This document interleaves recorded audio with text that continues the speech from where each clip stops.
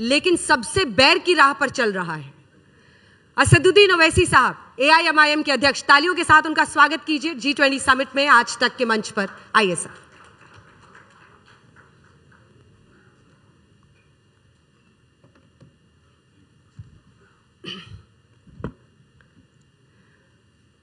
ओवैसी साहब, G20 का आयोजन भारत की अध्यक्षता में हो रहा है।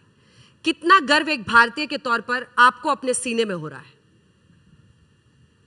नहीं, अब गर्व तो उस वक्त भी हुआ जब इंदिरा गांधी के ज़माने में नॉन अलाइंड मूवमेंट की कॉन्फ्रेंस हुई, कॉमनवेल्थ गेम्स हुए, एशियन गेम्स हुए, और G20 की जब बात करें 2002 में भी जब G20 नहीं था मगर फाइनेंस G20 के फाइनेंस मिनिस्टर्स की कॉन्फ्रेंस हुई। यकीनन ये बड़ी अच्छी बात है कि पूरे दुनिया के 19 ममालिक के, जिसमें यूरोपियन यूनियन तो एक यूनियन है, उन तमाम के लीडर्स आ रहे हैं। 75% ग्लोबल ट्रेड है, 80% GDP इन 18 कंट्रीज़ में है। अच्छी बात है। 60-70% पूरे विश्व का पॉपुलेशन भी इन्हीं G20 मुल्कों में। हाँ, बहुत अच्छी, बहुत गर्व मुझे दिख रहा है आपके चेहरे पे इस बात पर। नहीं, गर्व अब जब आप छेड़ ही दिए बात को, गर्व उस वक्त होता जब मणिपुर में सिविल वॉर नहीं होती, गर्व उस वक्त होता जब महिलाओं के इस तरह की वीडियोस नहीं निकलते। तो ये जो हो रहा है, गर्व इस वक्त होता जब अब शी जिनपिंग भारत में आएंगे तो एक विक्टोरियस एलेक्जेंडर की तरह आएंगे कि वो 2017 में डोकलाम में हमको फंसा दिया और 2020 से हमारे डेप्सांग डेमचाक और 2000 स्क्वायर किलोमीटर बेड पर बैठे हुए हैं। तो इस पर भी खुशी होती, गर्व होता जब हम इन सब चीज़ों को करते, चीन को निकाल देते, डोकलाम से चीन को निकाल देते, मणिपुर में सिविल वॉर नहीं होती। मगर अब G20 हो रहा है। अंतर्राष्ट्रीय रिश्तों को अगर समझे तो जितना भी मतभेद हो, लेकिन आप देखिए कि रूस के भी फॉरेन मिनिस्टर आए और अमेरिका के भी आए। ऐसे मुल्क जो एक दूसरे से नजर नहीं मिलाना चाहते हैं, वो भारत में आकर आमने सामने हुए। अगर पुतिन आते हैं, बाइडेन आते हैं, तो हो सकता है आमना सामना हो जाए। यही तो खूबसूरती होती है ना ऐसे मंचों की। देखिए, हमारी डिप्लोमेसी की बहुत बड़ी नाकामी ये रही कि अगर हम वाकई में विश्व गुरु होते तो हम ईरान और सऊदी अरेबिया के दरमियान में बैठकर बातचीत करवा देते, जो चीन ने करवा दिया, हम नहीं कर पाए। अगर हम वाकई में इतने ताकतवर रहते डिप्लोमेटिक लेवल पर तो यूक्रेन में जंग ख़त्म कर देते। अगर हम वाकई में इतने ताकतवर हैं कि हम रशिया और चीन पर इन्फ्लुएंस कर सक रहे, तो भारत में फॉरेन मिनिस्टर्स की कॉन्फ्रेंस हुई, फाइनेंस मिनिस्टर्स और बैंक गवर्नर्स की कॉन्फ्रेंस हुई, शर्पा की मीटिंग हुई, एक भी जॉइंट स्टेटमेंट नहीं आ सका।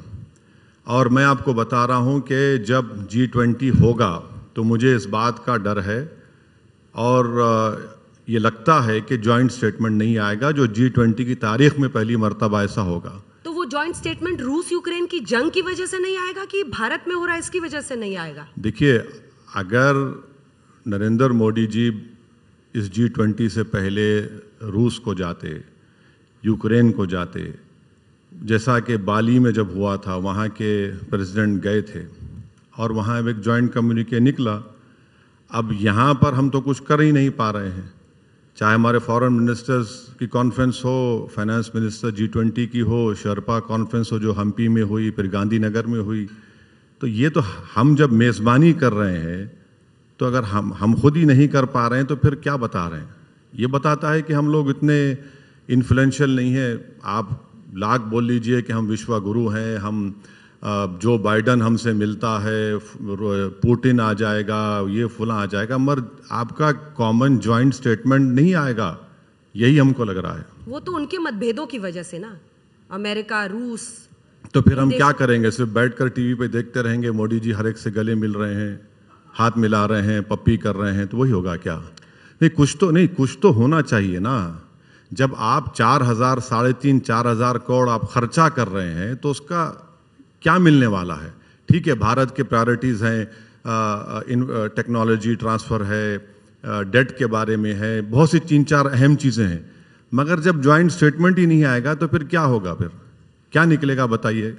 इतने बड़े आयोजन के बीच में भी जो आप ये बुराई ढूंढने का हुनर नहीं, रखते हैं, बुराई देखिए, बुराई नहीं है, हम कमजोरी ढूंढने का हुनर रखते हैं और उसको जबान से बोलने की हमें ताकत है, तो हम वो बता रहे हैं। हम आपको भी बोल रहे हैं ना, आप देख लीजिए। आप ठीक है, जब 9-10 सितंबर के बाद हमको बुला लीजिए, आप 6 बजे हम तैयार बैठेंगे आपके सामने, आप हमको गलत साबित कर दीजिए। मेरा सवाल पूरा नहीं हुआ सर, उसको मुकम्मल होने दीजिए। मेरा सवाल ये था कि पीएम आप जैसे लोगों को काला टीका कहते हैं। वो कहते हैं भारत जो आगे बढ़ रहा है ये नजर बट्टू लोग हैं, ये काला टीका है इस देश पर, जो बुराई ढूंढते हैं खुशियों में भी। नहीं, सही है ना, तो इसीलिए इन्फ्लेशन 7.9% हो गया हमारी वजह से, हम काला टीका हैं। पूरे विश्व में सबसे ज़्यादा अनएम्प्लॉयमेंट है, हम काला टीका है हमारी वजह से। मणिपुर में महिलाओं का रेप हो रहा है हमारी वजह से। चीन 2000 स्क्वायर किलोमीटर पर घुसकर बैठा है, हम काला टीका है हमारी वजह से।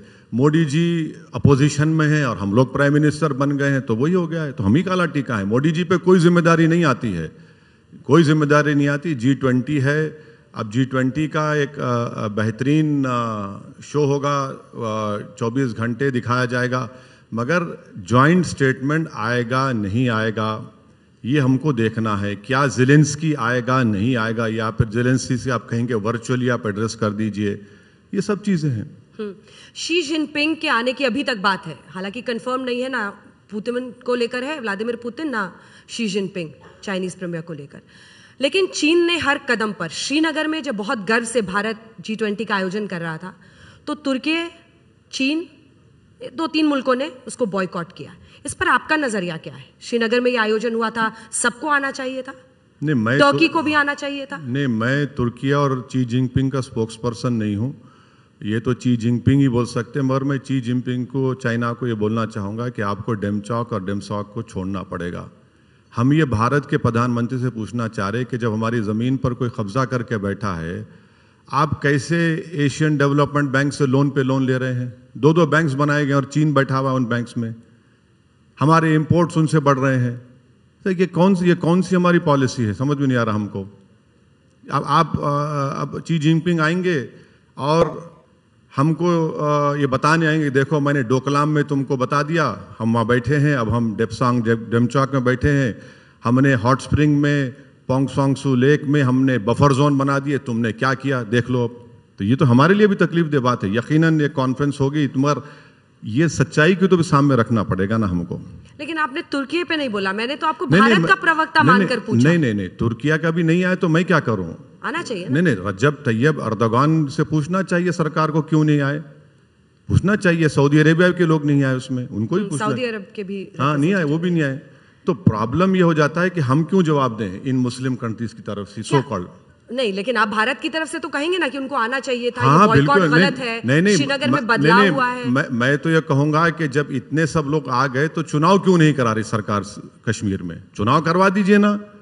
जब इन सब को लाकर दिखा रहे हैं, डल लेक की खूबसूरती दिखा रहे हैं, वाजवान खाना खिला रहे हैं, तो भैया चुनाव करा दीजिए ना। आप गए कि नहीं डल लेक? उसके हाँ, मैं गया हूँ, 370 हटने के बाद 2 मरतबा गया हूँ। एक मरतबा डॉक्टर मनमोहन सिंह के ज़माने में ऑल पार्टी डेलीगेशन में गया, दूसरी मरतबा जनाब लेट अरुण जेटली और लेट मोहतरमा सुषमा स्वराज, सब हम लोग गए थे। 370 हटने के बाद कह रही हूँ मैं। 370 हटने के बाद तो नहीं गए हैं, मगर उस जमाने में गए थे। अब देखिए, सब आपने हटा दिया ना। जब सब अगर वहां पर सब कुशल मंगल है, सब खुश हैं, तो चुनाव क्यों नहीं कराते? करा दीजिए चुनाव, क्यों नहीं कराते चुनाव आप? अब तो आपने डिलिमिटेशन भी ऐसा कर दिया कि जम्मू में सीटें बढ़ा दी, कश्मीर में कम कर दिया, तो करा दीजिए चुनाव। आप कराते क्यों नहीं चुनाव? और वहां पर इस महीने में कई आतंकवादी आकर हमला किए पाकिस्तान से, फिर भी आप बोल रहे, सरकार बोल रही कि वहां पर अमन कायम हो गया। मुस्लिम देशों के साथ मैं G20 पर ही फोकस रखना चाहती हूँ, चुनावी सवालों पर, पॉलिटिक्स पर बाद में आएंगे। क्या आपको लगता है प्रधानमंत्री नरेंद्र मोदी का रुतबा एक नेता के रूप में, आप अभी से मुस्कुराने लगे, एक नेता के रूप में पूरे विश्व में उभरा है, बढ़ा है भारत का कद? मुस्लिम देशों के साथ हमारे संबंध अच्छे हुए हैं, हमने रूस से भी व्यापार किया, कच्चा तेल सस्ता खरीदा, हम अमेरिका से भी रिश्ता रख पा रहे हैं, हम यूक्रेन में भी दवाइयां भेज रहे हैं। तो पहले रूस से शुरू करते हैं। रूस से हमने क्रूड ऑयल खरीदा, और खरीदने के बावजूद भी सिर्फ 2 प्राइवेट रिफाइनरीज को फायदा हुआ। आज भी पेट्रोल की कीमत कम नहीं हो रही है, कम नहीं हो रही बिल्कुल। रूस से हमारे ताल्लुकात अच्छे हैं, मगर एयरफोर्स और नेवी को स्पेयर पार्ट्स नहीं मिल रहे हैं। S-400 की डिलीवरी डिले हो चुकी है। अब रहा सवाल कि ये जो सो कॉल्ड मुस्लिम कंट्रीज से मोदी जी के ताल्लुकात अच्छे हैं, अब जब ताल्लुकात अगर आपके अच्छे हैं तो आपने, फिर से कह रहा हूँ, ईरान और सऊदी अरेबिया के दरमियान में आपने जाकर बातचीत क्यों नहीं करवाई? चौथी बात यह है कि ख़तर में 1 साल से हमारे रिटायर्ड 8 नेवी के ऑफिसर्स जेल में पड़े हुए हैं, आप कुछ नहीं बोलते। और एक पीछे चले जाइए, नुपुर शर्मा का वो बकवास स्टेटमेंट सबसे पहले रिएक्ट कौन करता है? ख़तर करता है, फिर कुवैत, फिर बहरीन, फिर UAE, सऊदी अरेबिया करते हैं। अब ये बोलना कि मुस्लिम कंट्रीज सिर्फ सऊदी अरेबिया, ख़तर, UAE और बहरीन है, नहीं है, बल्कि इसमें कई हैं।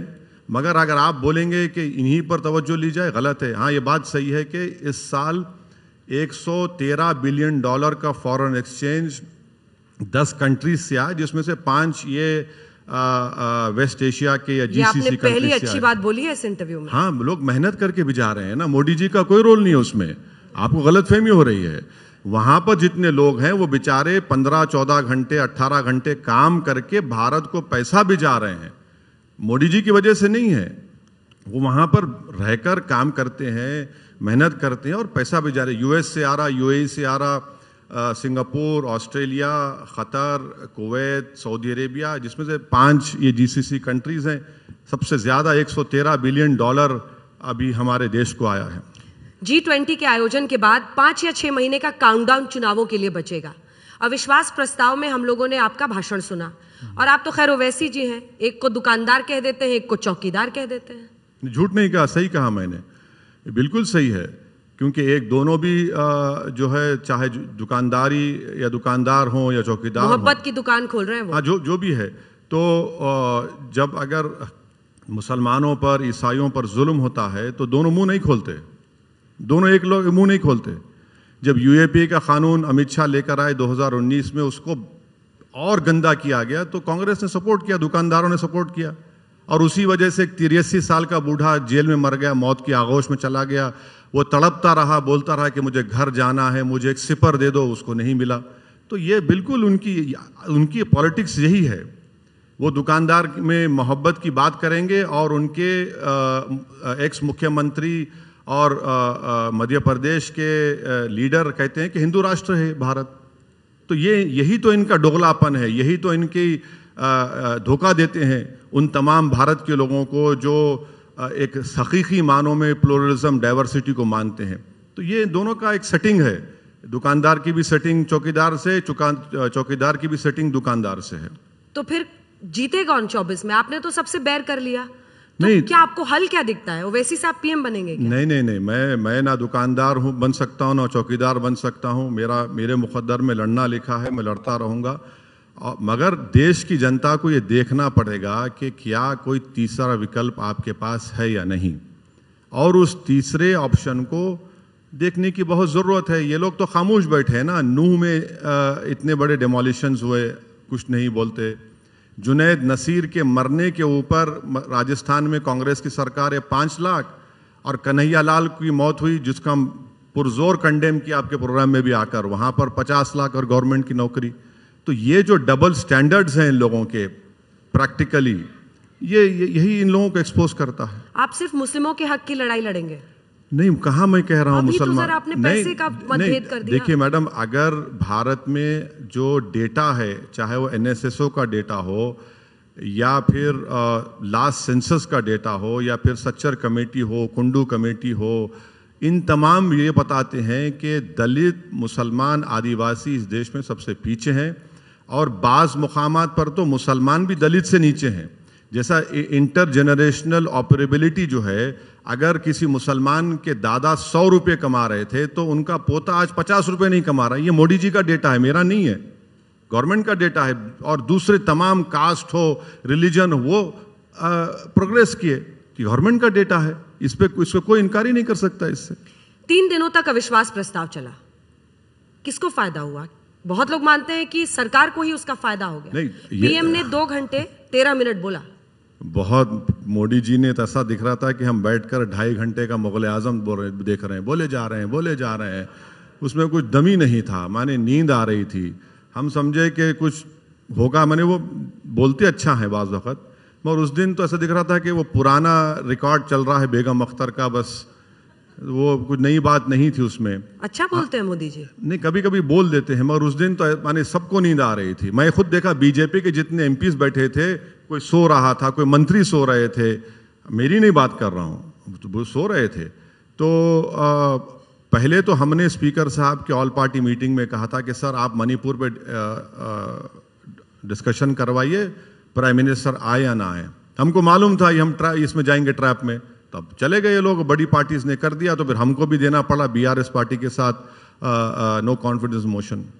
लेकिन फायदा हो गया ना सरकार को, आप खुद ही कह रहे हैं कि ट्रैप हो गया। नहीं, अगर ट्रैप बन गया, नहीं, अगर गृह मंत्री बोले 2 घंटे से ऊपर। नहीं, अगर कोई ये कह रहा है कि बीजेपी को 2024 का रास्ता बिल्कुल साफ हो गया, मैं नहीं मानता हूं।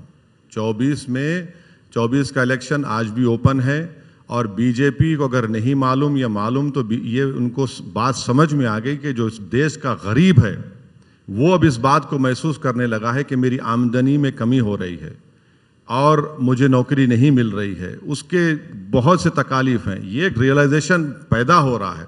ये आसान चुनाव नहीं होने वाला है। जो लोग समझ रहे हैं, बीजेपी वाले समझ रहे हैं कि हम वो कर देंगे, नहीं, बहुत मुश्किल होगा इलेक्शन, आसान इलेक्शन नहीं होगा बीजेपी के लिए, और फाइट होगी। ओपन इलेक्शन अभी भी है। पीएम का भाषण आपको मुगले आजम लगा, राहुल गांधी का भाषण क्या लगा?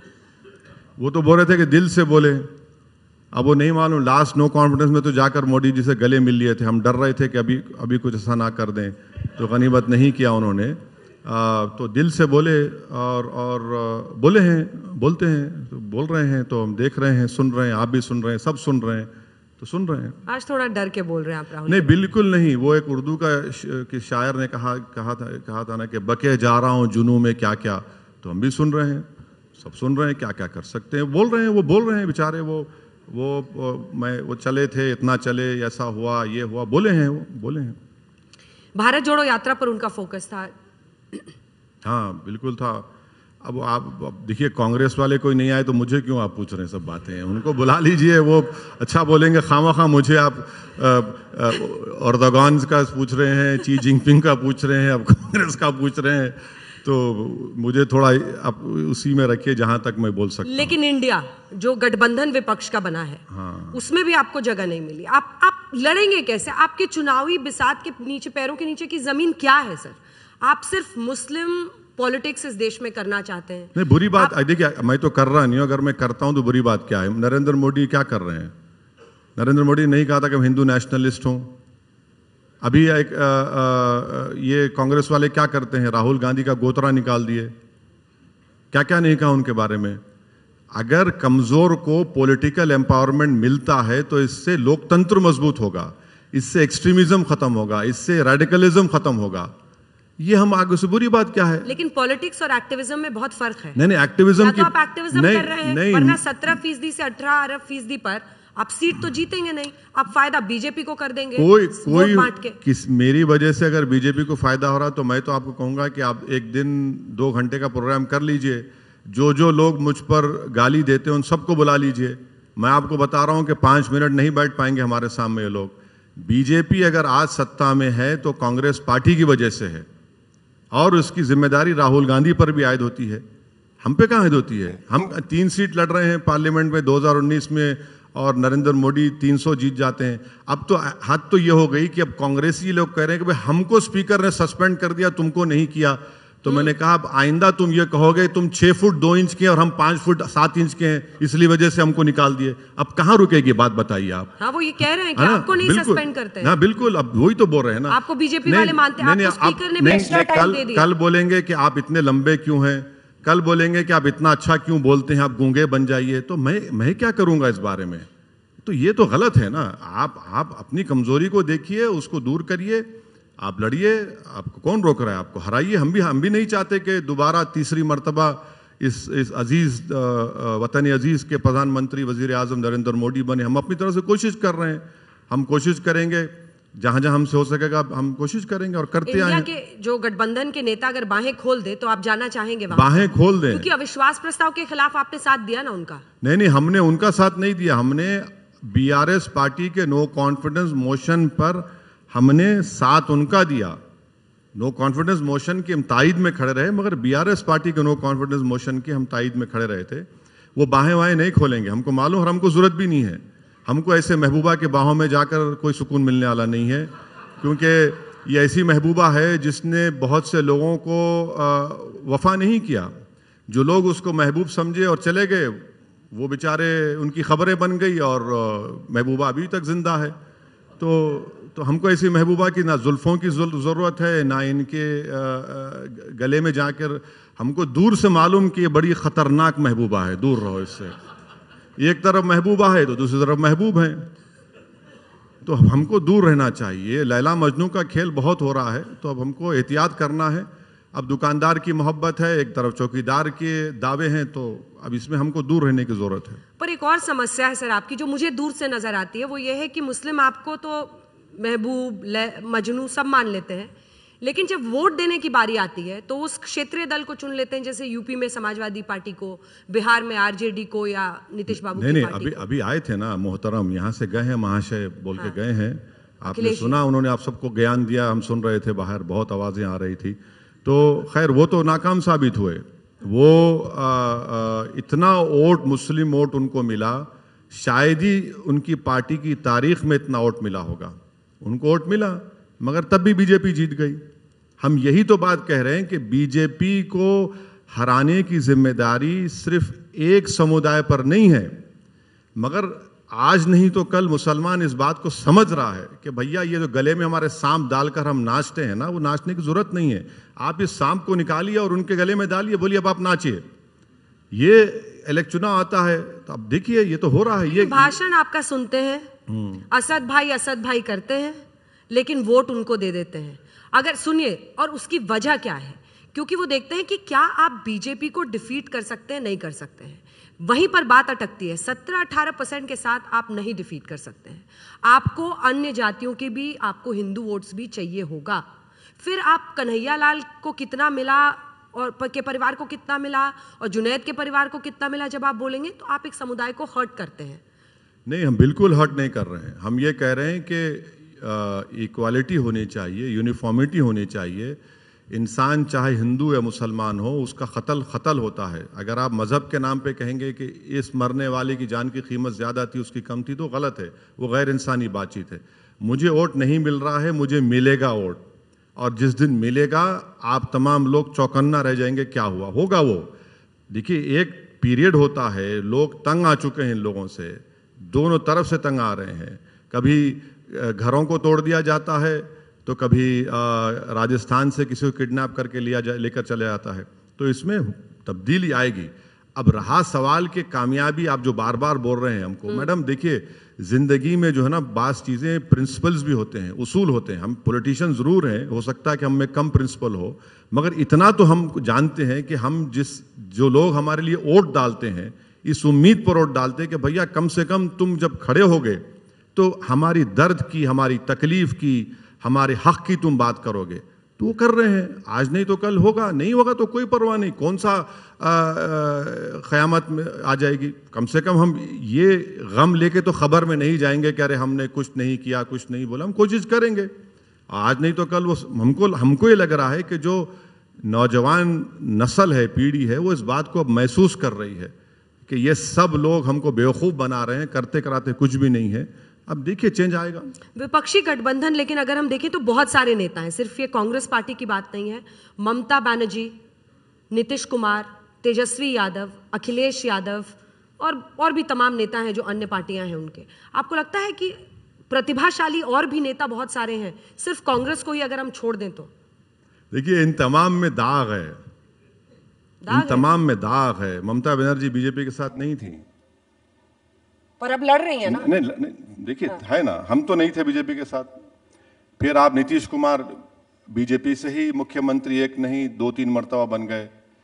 डीएमके का भी बात लीजिए, अटल बिहारी वाजपेयी के ज़माने में साथ थे।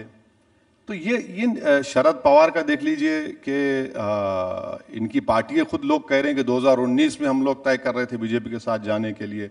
अब उनकी पार्टी में क्या बोलना चाहिए, डिवीजन हो चुका है। तो जितने लोग हैं ना, जब इनकी जबान से ये जो सेकुलरिज्म की बात करते हैं तो हमको जरा हंसी आती है। वो लोग ये समझते हैं कि हम हैदराबाद में बोलते हैं कि भैया हम क्या कान में फूल लगा के उतरे, अब इस तरह की भाषण दे रहे हैं। तो ये है, इनका रिकॉर्ड है। अच्छा है, लड़ रहे हैं, देखिए क्या होता है। अभी तो 2024 के चुनाव आते आते देखेंगे आप, बहुत से अभी तब्दीलियां, चेंजेस होंगे, कौन कहाँ रहेगा, किधर बैठेगा नहीं मालूम, अभी देखते जाइए। जैसे आपने ये बात की तो अरविंद केजरीवाल का नाम हाँ बिल्कुल, वो भी है ना, वो भी है। कांग्रेस के साथ यहाँ पर 7 सीटों को लेकर दिल्ली में ही अभी से मतभेद आने लगे हैं। नहीं होगा नहीं मालूम, पर उनको देखेंगे आप, वो अलायंस करेंगे, कितने जीत पाएंगे नहीं जीत पाएंगे। उनका जो व्यू है हिंदुत्व के बारे में अरविंद केजरीवाल का सबके सामने है। और मैं तो कह रहा हूं आपको कि मैंने पार्लियामेंट में कहा था कि इनको तो यहां पर एक दिल्ली में बीजेपी का, आरएसएस का थिंक टैंक है, उसने पैदा किया इनको, उसी ने उनको पूरा ताकत दी, उसी ने उनको इश्यूज ला कर दिए, तो उसी से उनका प्रमोशन हुआ। तो वो क्यों नहीं जानते क्या? लोग जानते हैं। अब देखिए आज अचानक ये लोग जो निकाब पहनते हैं और ये समझते हैं कि लोग इनके पास को भूल जाते हैं। इनका पास सबके सामने, इनका प्रेजेंट देख रहे हैं हम क्या कर रहे हैं वहां पर। 2 नेताओं की बात करते हैं जो आपके आसपास हैं, जगन मोहन रेड्डी और चंद्रबाबू नायडू। अविश्वास प्रस्ताव में उन्होंने सरकार का साथ दे दिया, एक तरह से दिल्ली सर्विसेज बिल पे साथ दे दिया।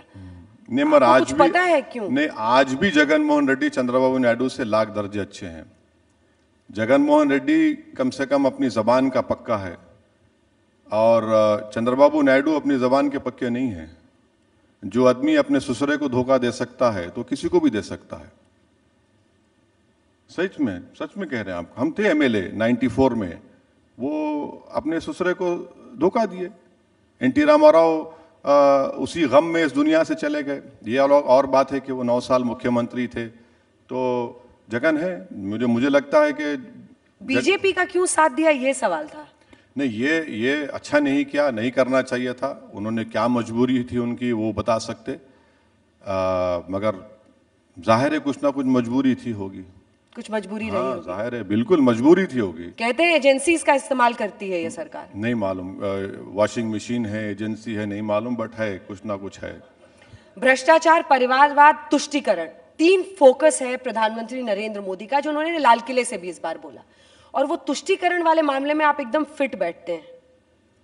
नहीं, हम तो हर जगह फिट हो जाते हैं ना। दाढ़ी हमारे चेहरे पे, तो हर जगह हम फिट हो जाते हैं। 1 साइज फिट ऑल इस देश में है तो मुसलमान है। हर चीज की जिम्मेदारी आप मुसलमान पे डाल दीजिए। भाई तुष्टीकरण की, अपीजमेंट की बात कर रहे हैं आप। कौन इन सो कॉल्ड गौ रक्षकों को अपीजमेंट कर रहा है? कौन इनको हरियाणा में हथियार का लाइसेंस दे रहा है? किसने कहा था कि कपड़े देखकर पहचानो? कि कौन बगैर ड्यू प्रोसेस करे 400 घर को आपने बिल्डिंग्स को तोड़ दिया? किसकी कस्टडी में कन्विक्टेड प्रिजनर है, उसको गोली मार दी जा रही है? कौन कानून बना रहा है रिलीजियस कन्वर्जन के ऊपर, लव जिहाद के नाम पर? अपीसमेंट किसका हो रहा है इस देश में, आप बताइए। अपीसमेंट मुसलमान का हरगिज नहीं है। अगर अपीसमेंट हो रहा है तो हम बोल रहे हैं बताओ कौन सी मिसाल है, कौन सी मिसाल है अपीसमेंट की? ये अपीसमेंट की मिसाल नहीं है। आप तो मार्जिनलाइजेशन को भी छोड़ दीजिए, अब तो आप टारगेट कर रहे हैं। बीजेपी सिर्फ जबानी तौर पर कहती है पसमानदा मुसलमान, मगर बीजेपी का कोई मुस्लिम एमपी तो छोड़िए, मुस्लिम मिनिस्टर नहीं है उनके पास। तो ये सच्चाई है। प्रधानमंत्री बोलते हैं क्विट अपीसमेंट, क्विट फुला। भाई देश को बोलना चाहिए क्विट मेजॉरिटी अपीसमेंट, ये बोलना चाहिए। जो वो कर रहे हैं, उनकी सरकार कर रही है, इससे कोई इनकार ही नहीं कर सकता। इतना ज्यादा तादाद में आप इन लोगों को प्रमोट कर रहे हैं तो उसका नतीजा सब देख रहे हैं। यूसीसी, एक देश एक कानून क्यों ना हो? नहीं, कैसे होगा बताइए। अब हमारे संविधान में कंकरेंट लिस्ट है, स्टेट लिस्ट है और सेंट्रल लिस्ट है, तो कैसा करेंगे?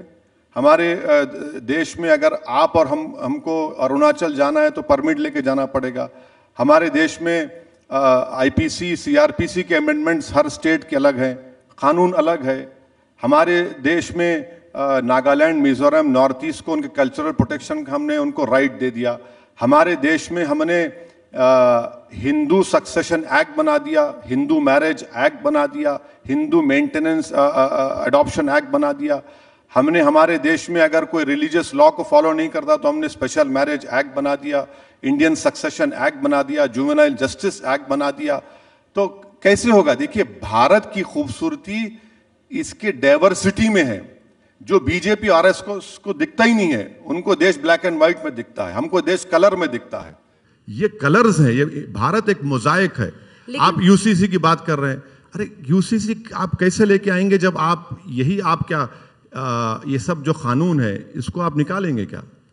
हाँ, निकालेंगे, बदलेंगे। एक देश एक कानून होगा। इस कलर के आगे सुनिए, आप हमेशा कहते हैं सर कि ये देश एक गुलदस्ता है।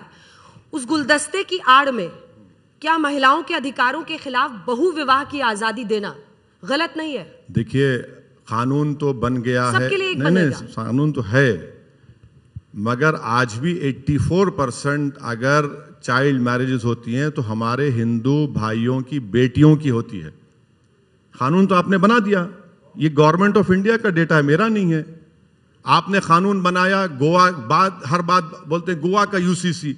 अरे भैया, गोवा के यूसीसी में एक हिंदू महिला अगर 25 और 30 साल की उम्र में बेटा नहीं पैदा कर सकती तो उसका हस्बैंड दूसरी शादी कर सकता है। शादी के 25 साल बाद बेटा 25 और 30 साल के दरमियान में आप शादी कर सकते हैं, वो कानून तो बदलेगा ना ये सब? अरे कैसा बदलेंगे? बहुविवाह रुके ना सर। देखिए मैडम, आप इसके पक्ष में हैं? देखिए, भारत की फ्रीडम ऑफ रिलीजन हमारे कॉन्स्टिट्यूशन में फंडामेंटल राइट है। आप मेरे रिलीजन को आप कैसा छीन सकते हैं मुझसे? आप यूसीसी के नाम पर आप मेरा फ्रीडम ऑफ रिलीजन छीनना चाह रहे हैं। अच्छा, आपके प्रोग्राम्स में देख रहा था तो उसमें हर बीजेपी का आदमी ये कह रहा था कि हम रोकेंगे, एक शादी से बढ़ के नहीं करेंगे, हम बच्चियों को शेयर दिलाएंगे। टारगेट सिर्फ मुस्लिम्स थे, टारगेट पूरा देश नहीं था। तो वो तो हिंदुओं के लिए भी होगा, मुस्लिम्स के लिए भी होगा, सबके लिए होगा। आप तो बीजेपी फंस गई ना, आप बीजेपी फंस गई, इसलिए टाइम हो गया, बात ही नहीं कर रहे हैं, कुछ सन्नाटा है पूरा। वो शोले में डायलॉग था ना, एक ही अंकल पूछता है कि भाई इतना खामोशी क्यों है? खामोशी हो गई है। आप हिंदू अनडिवाइडेड फैमिली में 3,780 करोड़ का टैक्स डिडक्शन दिए, मुझे भी दीजिए, नहीं देते आप किसी को। यही तो हम बता रहे हैं आपको। अच्छा, डायरेक्टिव प्रिंसिपल्स में सिर्फ यूसीसी है क्या? डायरेक्टिव प्रिंसिपल्स में जो देश का इनकम है, रिसोर्सेज है, सब में मिलने चाहिए। आज भारत की 55% दौलत सिर्फ 15 लोगों के पास है। इस पर मोदी जी क्यों नहीं बोलते कुछ? बहुत चालाकी से आपने बहुविवाह से मुझे हटा दिया। नहीं हटाया हूं। क्या वो महिलाओं के अधिकार के खिलाफ नहीं है? देखिए मैडम, महिलाओं के अधिकार की आप जब बात कर रहे हैं ना, तो फिर मोदी जी बिल्किस बानो को बुलाकर अशोक चक्र उसको देना चाहिए, या पद्म भूषण दीजिए उसको, कि एक महिला जिसका रेप एक नहीं कितने लोगों ने किया, उसके आंख के सामने उसकी बेटी को मार दिया, उसकी मां का रेप करके मार दिया, आज भी वो मोदी जी से इंसाफ की भीख मांग रही है। जब वो मुख्यमंत्री थे तो इंसाफ नहीं किया, तो चलिए करिए ना मुस्लिम महिलाओं का इंसाफ। आप कौन रोक रहा है आपको? अब बुलाइए, अपने घर पे बुलाइए, आप तमाम को लेकर जाइए और मोदी जी बोलिए कि ये देश की बेटी है, मैं मानता हूं इसको, बोलिए आप। वो आज भी इंसाफ की लड़ाई लड़ रही है। वो मणिपुर की बेटियों के बारे में नहीं बोलते। 300 चर्चेस जला दिए गए मणिपुर में। अगर ऑस्ट्रेलिया कनाडा में किसी मंदिर पर कोई इंक फेंकता है तो MEA की तरफ से बयान आ जाता है। आज क्यों नहीं बोलते मोदी जी? बोलिए ना। आप महिलाओं की बात कर रहे हैं, आपको बोलना चाहिए। अच्छा, वो ट्रेन में RPF का कांस्टेबल नाम पूछकर 3 मुसलमानों का मर्डर करता है, अपने सीनियर मीना साहब का मर्डर करता है, मोदी जी को बोलना चाहिए, नहीं बोलते। यही तो परेशानी। अच्छा, ये नहीं बोलते तो कांग्रेस भी नहीं बोलती। इस देश में लड़ाई सिर्फ ये हो रही है कि सबसे बड़ा हिंदू सम्राट कौन है, यही लड़ाई हो रही है। और इसीलिए देख रहे हैं हम कहां जा रहा है देश। ये इसकी वजह क्या है? देखिए, अब G20 हो रहा है। वजह है? नहीं, G20 हो रहा है। हम मणिपुर में सिविल वॉर दिखाएंगे अमेरिका को, तमाम कंट्रीज को। G20 हो रहा है, इतने ताकतवर ममालिक के लीडर्स आ रहे हैं, हम उनको नू का डेमोलिशन दिखाएंगे। देखिए, यही तो हो रहा है ना। पर हर मुल्क में ऐसे विरोधाभास तो कुछ ना कुछ हिस्सों में होते ही हैं। G20 तो देश का जश्न है, नहीं, भारत के लिए अध्यक्षता है, हम ट्रॉइका का हिस्सा है। देखिए, ये रोटेटिंग प्रेसिडेंसी है। हमको पहले ही मिलना चाहिए था, हम पहले लेना चाहते थे, मगर हमने कहा कि नहीं, हमको अभी नहीं चाहिए। हमने कहा इटली ले लो, फिर बोले कि इंडोनेशिया हम करना था, इंडोनेशिया आप कर लीजिए। 23 में करने की पॉलिटिकल रीजन है। हमको तो करना चाहिए था 2 साल 3 साल पहले। मगर हमने कहा नहीं, इटली को बोला आप कर लीजिए, फिर इंडोनेशिया को कहा आप कर लीजिए। 23 में करना इसलिए जरूरी था क्योंकि 24 में चुनाव है। अब टीवी पे दिखाया जाएगा, जाने 24 घंटे बाजा बजेगा। क्या करे, बायलट ब्लैकआउट कर दे? नहीं, टीवी पे देखिए ब्लैकआउट नहीं, बल्कि अब जहां पर वो कॉन्फ्रेंस होगी उस दिल्ली के इलाके को बंद कर दिया जा रहा है। वो लोग हमको कल मिले आके 2023 जानबूझकर लिया है प्रधानमंत्री नरेंद्र मोदी ने, यकीनन लिया है, चुनाव के लिए यकीनन लिया है। मैं कह रहा हूं, मैं एलिगेशन नहीं कर रहा हूं, आप देख लीजिए। इटली को हमने कहा आप कर लीजिए, फिर हमारी बारी थी, इंडोनेशिया का आप कर लीजिए, फिर हम कर रहे हैं। तो रोटेटिंग प्रेसिडेंसी है। अब बीजेपी ये दिखा रही है कि भैया बस हमको ही मिला है, किसी को नहीं मिला था। ये मदारी का नाच किसी और जगह करिए। जो लोग देखते हैं पढ़ते हैं उनको मालूम है, तो हमको मिला है, तो रोटेटिंग प्रेसिडेंसी है। हमको अफसोस इस बात का होगा कि जब 9 सितंबर को जॉइंट कम्युनिके नहीं निकलेगा, हमको उस वक्त बड़ा अफसोस होगा। और G20 की तारीख में मेरे ख्याल से पहली या दूसरी मर्तबा होगा, कंफर्म नहीं। रूस यूक्रेन की जंग की वजह से ये आपको उसमें राइडर देना चाहिए ना। इसमें ये रूस यूक्रेन की जंग की वजह से है ना, कि अमेरिका रूस के साथ जॉइंट स्टेटमेंट नहीं देना चाहता। फॉरेन सेक्रेटरीज बैठे तो सर सुनिए। नहीं समझ गया मैडम। देखिए जब मोदी जी पुतिन को और जेलेंस्की को बोल के जंग रुका सकते हैं 6 दिन के लिए, अरे 1 साल तक क्यों नहीं रुकाया भाई? आपने रुका देते ना आप। और मैं तो ये समझ रहा था कि भारत के प्रधानमंत्री G20 को सामने रखकर रूस को भी जाएंगे और यूक्रेन को भी जाएंगे, ताकि उनको ये पैगाम दे सके। वो नहीं गए। इंडोनेशिया का प्रेसिडेंट गया था, रूस को भी गया था, यूक्रेन को भी गए थे, मगर हम नहीं कर पाए। अब जब जंग 1 साल से चल रही है तो अब रुका क्यों नहीं रहे हैं? हम तेल ले रहे हैं, सस्ते में तेल ले रहे हैं, मगर देश की जनता को फायदा नहीं है, वो प्राइवेट कंपनीज को फायदा हो रहा है। तेल ऑयल तो उतना ही बिक रहा है और पेट्रोल की कीमत आसमान को छू रही है। तो ये फैक्ट है, इससे कोई इनकार नहीं कर सकता। क्या असदुद्दीन ओवैसी ये सोचते हैं कि वो अपनी जो छवि है उसको एक बड़े नेता के तौर पर और भी, सुनिए तो पूरा सवाल नहीं बोलिए मैडम, बोलिए। मैं कह रही हूँ कि टमाटर सिलेंडर, उत्तराखंड, हिमाचल, बहुत सारे इश्यूज हैं, लेकिन ऐसे मुद्दों पर आपकी सक्रियता नहीं दिखाई देती है। आप शुरू करते हैं। अभी आपने अच्छा कहा, अभी से चेंज लाते हैं। तो मोदी जी जो है G20 में 3,500 से 4,000 करोड़ खर्चा कर रहे हैं गवर्नमेंट ऑफ इंडिया का। अगर वो 3,500 को अगर हम गैस के सिलेंडर में देते तो गरीब को 300 रुपए में गैस का सिलेंडर मिलता, अब 1100-1200 में नहीं। अब आपने और एक क्या कहा आपने? टमाटर सिलेंडर। हाँ, सिलेंडर हो, टमाटो। अब टमाटे की जिम्मेदारी मोदी जी पे आती है ना। अब तो बेचारे जो लोग मैकडॉनल्ड, बर्गर किंग, सबवे, इनके पास भी टमाटो नहीं मिल रहा है। तो अब देखिए मोदी जी कहते हैं कि मैं घर में बैठकर ड्रोन को भिजाता हूं, मुझे मालूम आता है। भाई ड्रोन भिजाकर मालूम कर लेते टमाटो कहां गया। टमाटो गायब हो गया, टमाटो मिल ही नहीं रहा है। अब इसका जिम्मेदारी किस पर आएगी? सरकार पर नहीं आएगी। अब बोलेंगे नहीं वो महाराष्ट्र के इस इलाके में। अरे भाई आप जब इतने विजनरी हैं, आपको पता ही नहीं चल रहा है क्या हो रहा है। तो ये तो हम और मुझे आप अपने इमेज को चेंज करने की जरूरत नहीं है मैडम। मैं जैसा भी हूं मेरी मां के लिए बहुत अच्छा हूं, मैं बहुत अच्छा हूं, मुझे चेंज करने की जरूरत नहीं। मेरा इमेज है। अब ये देखिए इमेज कितना इमेज चेंज करेंगे। इमेज की बात आई तो आपके चौक में जब हैदराबाद में आपका भाषण होता है, मोटरसाइकिल पर आप आ जाते हैं। हाँ, क्यों? बुरी बात क्या है? बुरी बात क्या? अच्छी बात है। मोटरसाइकिल चलाना चाहिए, नेता हुए तो सब करना चाहिए। हमको शौक है मोटरसाइकिल चलाने का। हम अपनी जवानी में बहुत कुछ किए मोटरसाइकिल पर, मगर उसमें क्या बात है? नहीं, अच्छा काम किए आप लोग, गलत मत समझिए। आप लोग ऐसा गलत क्यों समझ रहे हैं? नहीं, अच्छा काम किए। हम क्रिकेट खेलने आते थे। हाँ। 2024 में वो कौन सा, आपने G20 कहा कि जानबूझकर लिया गया है 23 में ताकि 24 के लिए प्रोजेक्ट हो। राम मंदिर को लेकर जनवरी में वहां पर स्थापना हो जाएगी और प्रधानमंत्री भी उसमें जाने वाले हैं। 370 उन्होंने हटा दिया। हालांकि यूसीसी पर थोड़ी सक्रियता हुई थी लॉ कमीशन से, लेकिन उस पर थोड़ा सा बैकफुट पर जैसा आपने कहा दिख रही है। लेकिन इनकी तरफ क्या पलड़ा भारी नहीं दिख रहा है? दम भर रही है बीजेपी कि हम पिछली बार का भी रिकॉर्ड तोड़ेंगे। G20 से आपको लगता है एक टोन सेट होगा उसके लिए? नहीं होगा। काउंटर कैसे कीजिएगा? नहीं होगा। ये देखिए विपक्ष कैसे काउंटर करेगा? ये मोदी जी लाख कोशिश कर लेंगे टीवी पर सिर्फ उनको ही दिखाया जाए G19 के और यूरोपियन यूनियन के लीडर से मिलते हुए, बात करते हुए। वो नहीं होने वाला है। वो एक ऑप्टिक्स की कोशिश करेंगे। राम मंदिर का भी जब बात आई तो फिर वो 6 दिसंबर और 28 दिसंबर 49 को भी याद रखना पड़ेगा। वो भी एक इवेंट होगा। देश में जो गरीब तबका है वो अब रियलाइज कर चुका है कि बीजेपी उनको किस तरीके से उनको परेशान कर रही है, किस तरीके से उनको नीचे और लेकर आ रही है, किस तरीके से जो गरीब की आमदनी में कमी हो रही है। और नौजवानों में अब थोड़ा थोड़ा चेंज आ रहा है। वो जो नौजवान जो उम्मीद कर रहा था कि मोदी जी आएंगे तो पूरे मसले मसाइल तकालीफ दूर हो जाएंगे, वो नहीं है। अभी चेंज आ रहा है। मैं आज भी कह रहा हूं 24 का इलेक्शन ओपन इलेक्शन है, ये कोई फोरगॉन कंक्लूजन नहीं है। कौन मुश्किल बनाएगा इसे? देश की 133 करोड़ जनता मुश्किल बनाएगी इंशाल्लाह।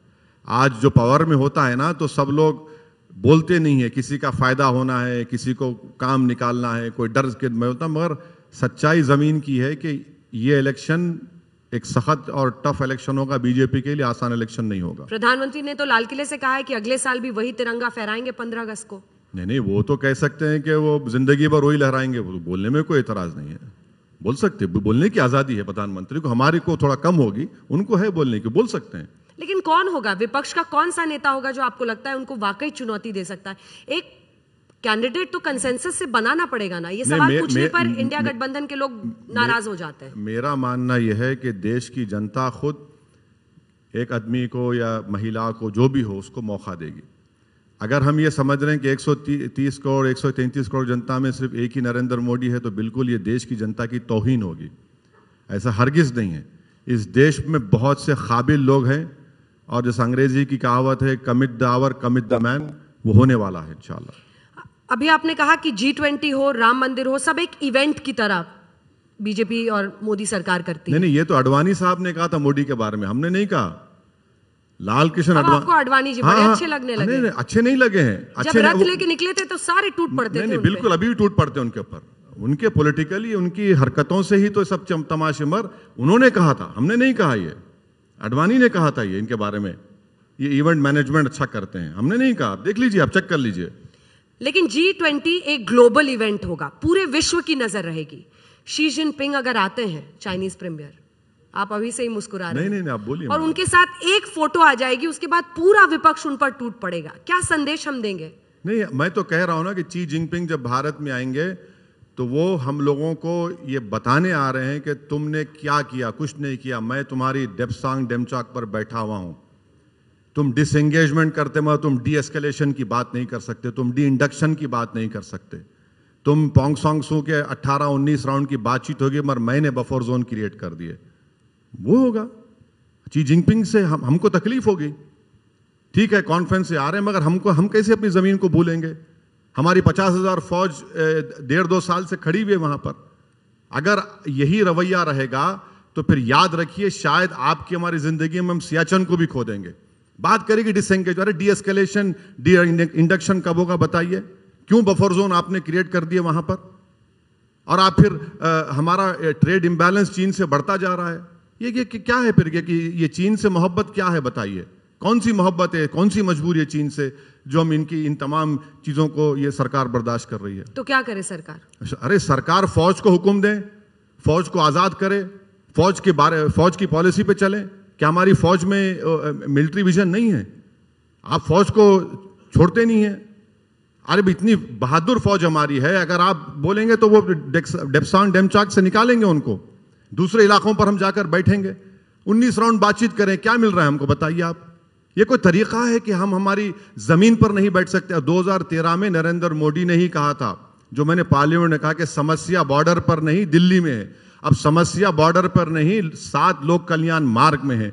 2013 में मोदी ने कहा था कि अगर हम अपनी जमीन पर बैठे हैं तो डिसएंगेजमेंट की क्या जरूरत? फिर आप क्यों कर रहे हैं? फिर आप ही तो कर रहे हैं ना।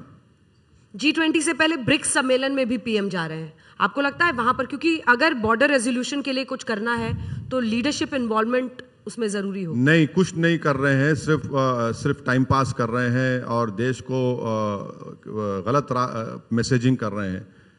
मैं बता रहा हूं, इतना सब बोला हूं। अब ब्रिक्स को जा रहे हैं। अरे हमने चीन को नाराज नहीं करने के लिए ऑस्ट्रेलिया की हमारे स्ट्रेटेजिक रिलेशनशिप है, उन्होंने हमको कहा कि एक एक्सरसाइज में हिस्सा लीजिए आप। हम नहीं गए, डर के नहीं गए चीन से कि चीन नाराज हो जाएगा। अरे क्या डरना है चीन से बताइए? क्या आखिर क्या है? हम चीन से क्यों डरते हैं? कई बार तो लगता है वैसे जी आप ही को भेज दिया जाए वहां पर, पूरी बातें आप करके आ जाएंगे। नहीं मैडम, मैं जाने को तैयार हूं, आप भी चलना चाहिए कैमरे के साथ। ठीक है, चलिए हम तो कह रहे हैं कि मोदी जी सबको लेकर जाएं। भाई आप लिख जाइए ना डेमचौक को बताइए। अच्छा हमको न मत लिख जाइए, अंजना ओम कश्यप को लेकर जाइए। चलिए बताइए कि अच्छा सैटेलाइट इमेजेस से अमेरिका को नहीं मालूम हो रहा है, ये G20 के लीडर्स को नहीं मालूम, जो आज तक पे जो सैटेलाइट इमेजेस आप दिखाते हैं हेडलाइंस टुडे आज तक में, वो तो अमेरिकन सैटेलाइट कंपनी है। हमारी तौहीन हो रही है। अगर अमेरिका के सैटेलाइट्स हमको बता रहे हैं कि भाई यहां पर चीन बैठा हुआ है, तो हम खामोश बैठे हुए हैं। अगर अमेरिका हमको 2 UAVs नहीं देता जो हम चेन्नई से ऑपरेट कर, तो मालूम भी नहीं होता क्या हो रहा है वहां पर। तिरंगा सबसे ऊंचा लहराएगा, भारत की अध्यक्षता में G20 होगा। उसी सवाल के साथ अंत कर रहे हैं। तिरंगा हमेशा ऊंचा लहराता था, है और रहेगा, चाहे मोदी हो या असद हो, इसी रहे या न रहे। तिरंगे की बात देखिए, तिरंगा हम सबसे बड़ा है। तिरंगा हमारे देश का। पाकिस्तान वालों को भी खूब सुना के आए हैं आप, पाकिस्तान वालों को भी खूब सुनाया है आपने। अब सुना क्या है, मगर फिर भी ये संघ परिवार के लोग बोलते कि वैसी खबरस्तान जाओ, पाकिस्तान जाओ। हम क्या करेंगे इन लोगों को? हम तो किधर भी, कोई हमसे खुश नहीं है, ना दुकानदार खुश है, ना चौकीदार खुश है, मगर हम खुश हैं। तो तिरंगा, हाँ बिल्कुल, पाकिस्तान भी खुश नहीं है। अब तो चीन भी खुश नहीं होगा कल से। तो आप भी कहते हैं कि पाकिस्तान से आतंकी आते हैं। आप ही ने कहा कि 26/11 से। अरे 370 हटने के बाद इसी महीने में हमारे सिपाही मारे गए, कश्मीरी पंडित छोड़कर चले गए जम्मू को। हो रहा है ना, बिल्कुल आ रहे हैं। और हम वर्ल्ड कप मैच खेल रहे हैं उनसे नरेंद्र मोदी स्टेडियम में। अब बताइए आप, ये हो सकता है क्या? क्रिकेट मैच भी हो रहा, आतंकवादी भी आ रहे हैं देश से। देखिए आप क्रोनोलॉजी समझिए, अमित शाह ने कहा था। तो भारत के लिए गर्व महसूस होगा। आखिरी सवाल जहां से हमने शुरुआत की थी कि G20, देखिए ये नरेंद्र मोदी का मैडम इवेंट है। एक बात, भारत की सफलता है। मैडम एक बात सुनिए, मैं इस जमीन में पैदा हुआ हूं अपनी माँ की कोख से, और जब मरूंगा तो इसी जमीन में जाऊंगा इंशाल्लाह ताला। ये जमीन मुझे इतनी मोहब्बत है, इस जमीन से मुझे हमेशा मोहब्बत थी और रहेगी। मैं ये नहीं मानने को तैयार नहीं हूं कि किसी देश के प्रधानमंत्री से इस जमीन की अहमियत बढ़ जाएगी। अगर इस जमीन की अहमियत इसलिए बढ़ती है, इसलिए है क्योंकि असदुद्दीन ओवैसी इस जमीन में पैदा हुआ, मोदी इस जमीन में पैदा हुआ। इस जमीन ने हमको सब कुछ दिया। यह गलत बात है कि कोई इंसान इस जमीन को देता है। इस जमीन हमको देती है इस जमीन पर रहने वाले गरीबों की, मजलूमों की खिदमत करने के लिए। तो यह फर्क है। मगर लोग अगर अब यह समझेंगे कि इंडिया से, भारत से बड़ा मैं हूं, तो वो उनका गुरूर है, अहंकार है। वो असदुद्दीन ओवैसी साहब, आप आए आज तक G20 समिट पे। बहुत बहुत धन्यवाद आपका तमाम सवालों के जवाब देने के। बहुत धन्यवाद।